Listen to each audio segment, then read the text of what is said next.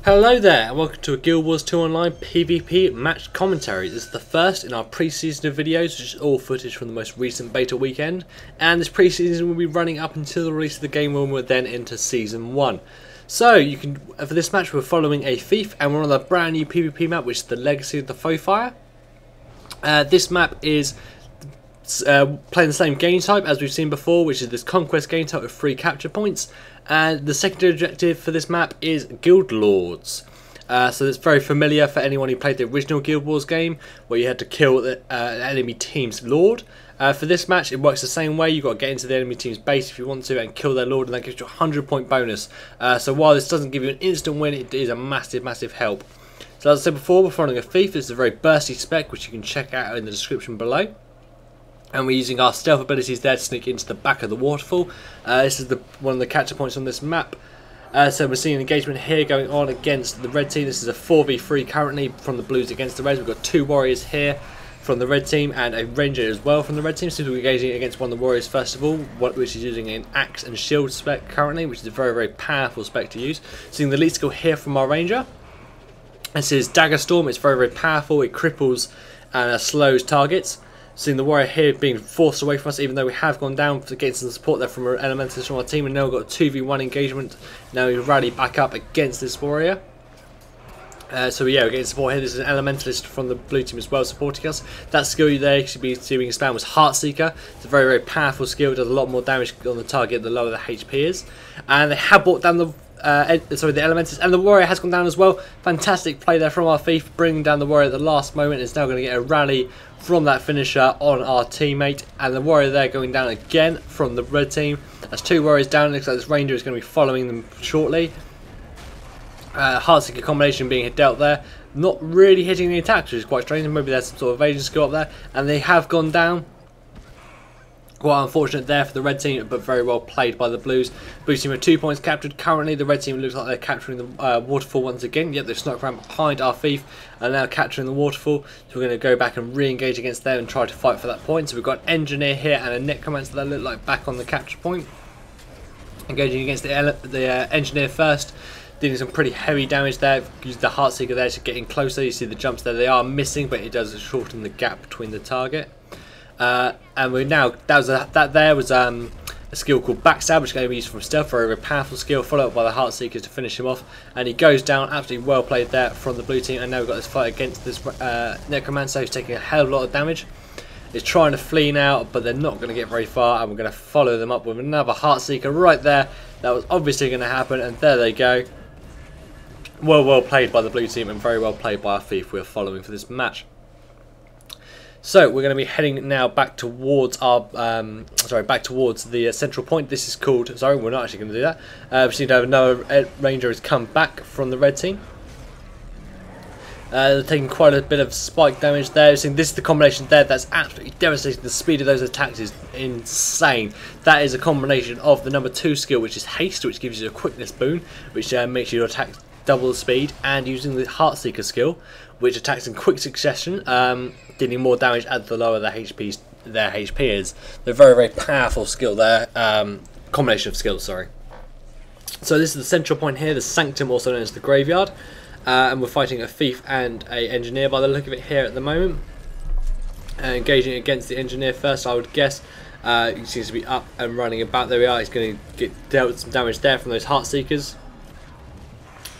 Chasing away, he's doing a pretty good job kiting and staying alive for the moment. He's got a lot of players here from the blue team against him, dropping lots of mines and bombs and stuff around, but he has gone down and will now be finished off, no doubt. We've been joined now by a thief again from the red team and a ranger by the look of it.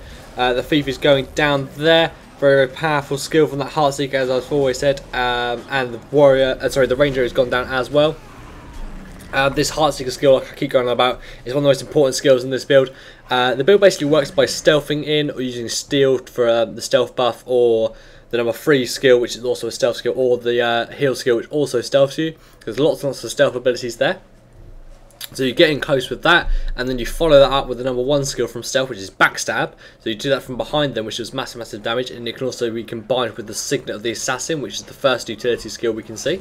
And we're getting a quick kill there on an engineer, that was. Well, the Signet Assassin, when it's used, does 150% damage on the next attack.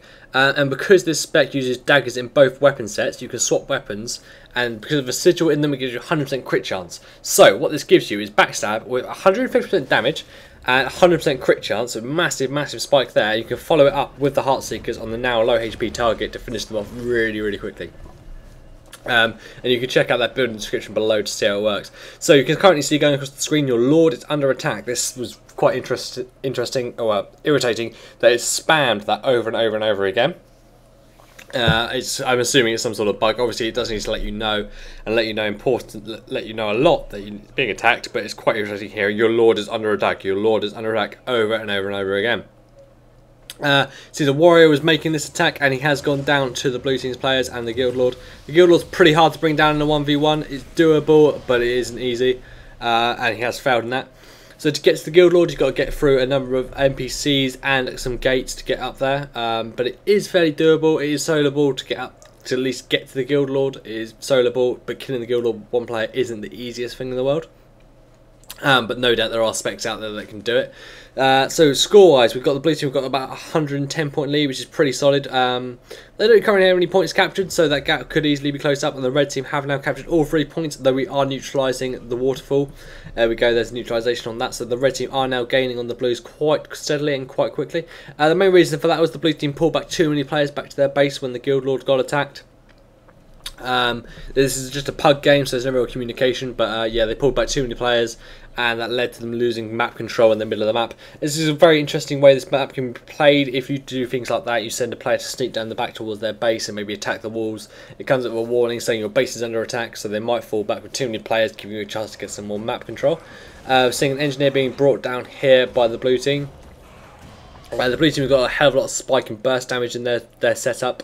You can see if you look on the left hand side of the screen what they've got, a couple of thieves in there, mesmers, elementalists, necromancers, a lot of spike damage in that combination. Those are mainly crit based necromancers on the blue team as well. So we're seeing quite a bit of damage done here against a ranger. Combination of they see the weapon swap there for the instant guaranteed crit on the next hitting attack, which unfortunately took a while to hit. Had quite a few misses involved there. So this is a 3v2 engagement. This ranger is doing a very good job, and that guardian is doing a very good job of staying alive, but the ranger has now gone down and the guardian will not be far behind.